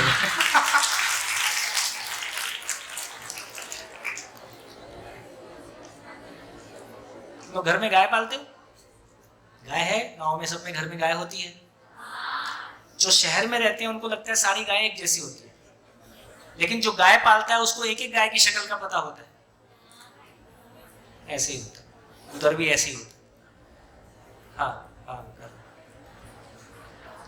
एक सूत्र है कि सब बढ़े और सब आगे बढ़े, तो पीछे कौन रहेगा? पीछे कोई क्यों रहना चाहिए?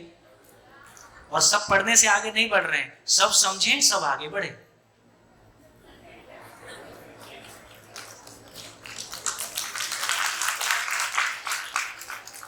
धन्यवाद, नमस्कार, फिर मिलेंगे ब्रेक के बाद।